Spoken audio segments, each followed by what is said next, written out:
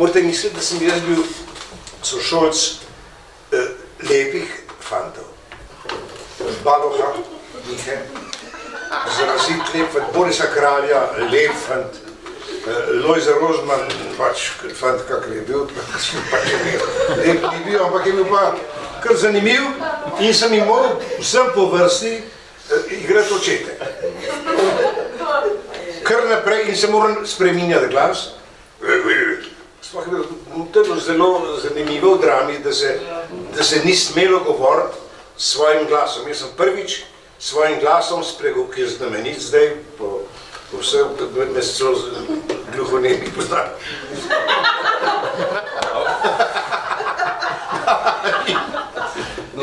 Ne, to gluhonemi. No, slepi ste. Ne, slepi pa res.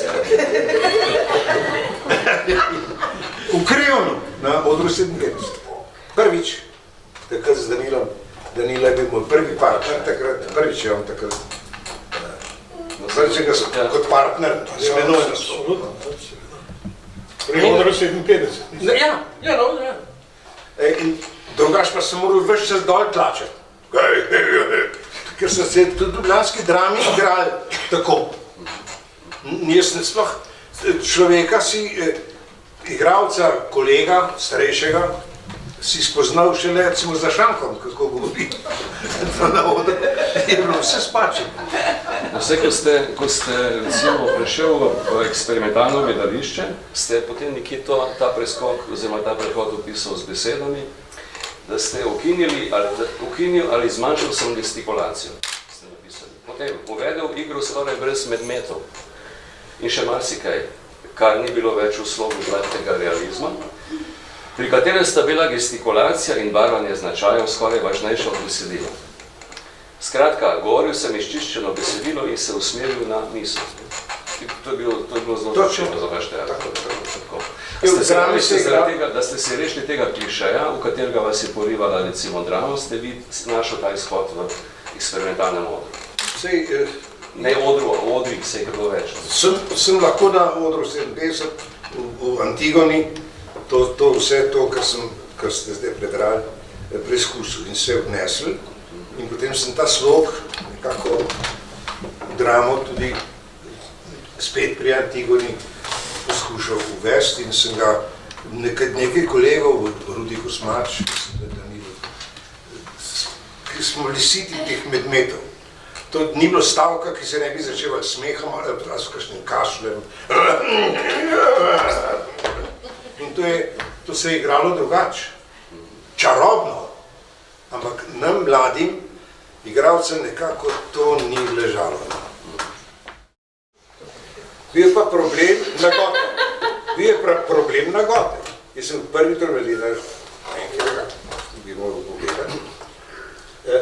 Jaz sem bil prvi igralec, ki se je slekel do Nazga, v Jugoslaviji.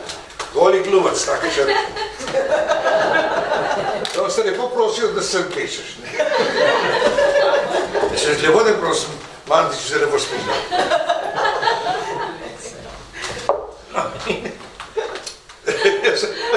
Potem smo pa z Lapajnetom se premišljevali, kako bi bilo to zdaj. So rekli, gledali te bojo semle.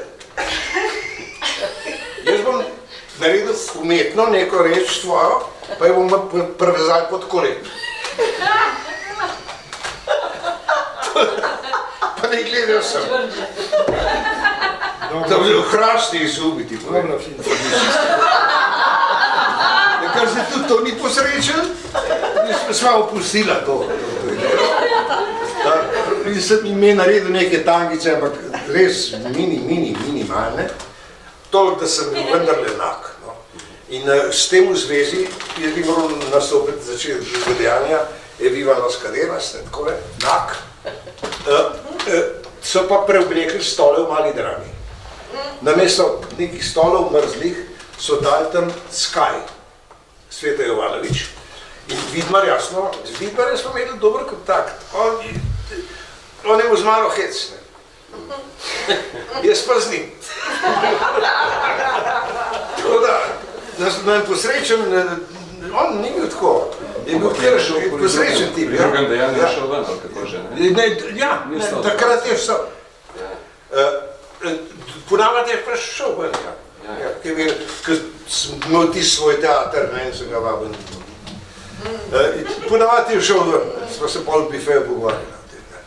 No in takrat so bili novi stoli v Mali drami, neke hladne stole, s takim železnim nogam, je Sveta Jovanović zamenil za plastiko. Tiste plastične sedeže. In so sedeli v prvi vrsti. Zdenka Kidrič, Josip Vidmar, pa Nada Vidmar. V sredini. Jaz sem v tremo grozno. Treniral sem med prazniki 29. novembra, 3-4 dni sem hodil nag po teatru, zato da sem sam pred seboj zgubil sram.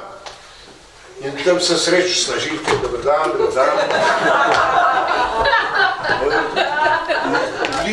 Liftom dol. Tako da sem najprej v sebi premagal to reč, to niso enostavne zadeve. No, pred predstavo štih preleti, to je tvoja stvar, jaz s tem nič nimam, to je tvoje. No prav, to je moje. No in potem jaz začnemo teater, jaz plan, z aluminija smo nekaj verige, tako obešene, se je fotografija nekje vstoga. Vidmar, naredi.